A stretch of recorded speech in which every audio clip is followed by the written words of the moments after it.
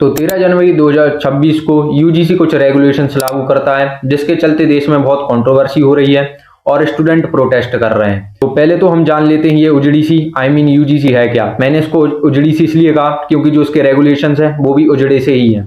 तो UGC basically एक government body है जो कि ओवरसी करती है यूनिवर्सिटीज को और इंश्योर करती है कि इसमें कुछ कास्ट डिस्क्रिमिनेशन और बुलिंग ना हो यूनिवर्सिटीज में और एजुकेशन स्टैंडर्ड्स मेंटेन रहें। तो कास्ट डिस्क्रिमिनेशन के चलते 2012 में यूजीसी ने कुछ रेगुलेशंस लागू किए थे जो कि एसटी एससी के स्टूडेंट के लिए थे। एसटी एससी के स्टूडेंट अगर कुछ कास्ट डिस्क्रिमिनेशन फेस करते हैं तो वो कंप्लेंट दर्ज करवा सकते थे और उस पर एक सख्त कानूनी कार्रवाई होती। लेकिन इसमें ये था कि अगर कोई एसटी एससी का स्टूडेंट गलत साबित होता है और वो अपने पर्सनल इश्यूज या फिर कुछ ऐसी गतिविधियों के कारण कंप्लेंट करता है तो उस पर भी सख्त कानूनी कार्रवाई होगी। तो आप सोच रहे होंगे जब 2012 में ये सब हो चुका है, रेगुलेशंस थे, तो 2026 में निकालने की क्या जरूरत थी। तो इसका रीजन है 2012 से 2026 के बीच के टाइम पीरियड में जो हुआ, जो कि नहीं होना चाहिए था, कास्ट डिस्क्रिमिनेशन के चलते हुआ। तो पहला इंसिडेंट हुआ रोहित विमला के साथ, जो कि एक एसटी एससी स्टूडेंट था और उसके साथ कास्ट डिस्क्रिमिनेशन हुआ, जिसके चलते उसने सुसाइड किया और उसने अपने नोट में लिखा माय बर्थ इज अ फटल एक्सीडेंट।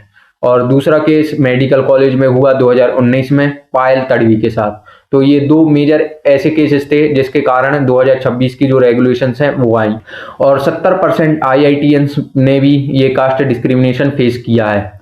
तो इसके चलते ये जो रेगुलेशंस आई तो इसमें पहला चेंज इनने क्या किया कि इनने एसटी एससी के साथ ओबीसी भी इंक्लूड कर दिया। इसका मतलब ओबीसी एसटी एससी अब तीनों कैटेगरी कंप्लेंट कर सकती हैं। इन्होंने ये चेंज तो किया, इसके साथ उन्होंने एक जो कंट्रोवर्शियल चेंज ये किया कि पहले जो कंप्लेंट करता था मैं एसटी एससी कैटेगरी का हूं, मैं कंप्लेंट कर रहा हूं और अगर मैं गलत साबित हुआ तो मेरे पे भी कानूनी कार्रवाई होगी।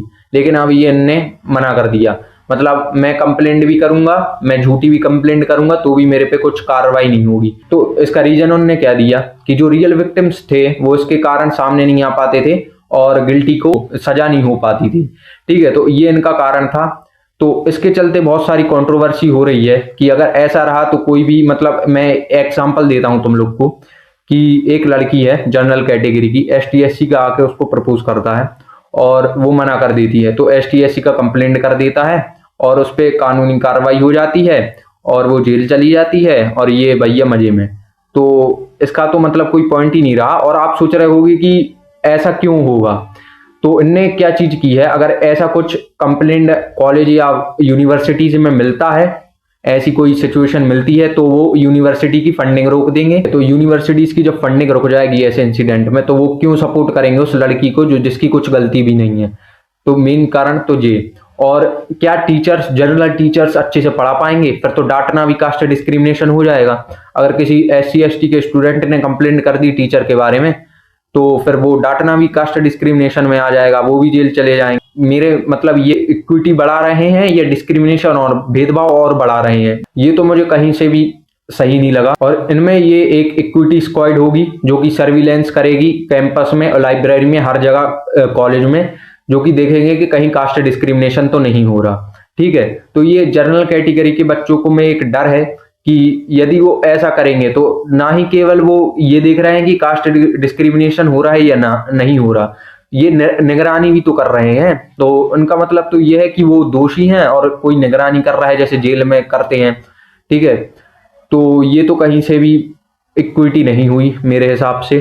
और आपका क्या ओपिनियन है इसमें, मुझे कमेंट सेक्शन में जरूर बताना। ऐसी और वीडियो के लिए सब्सक्राइब कर लेना चैनल को। Thanks for watching.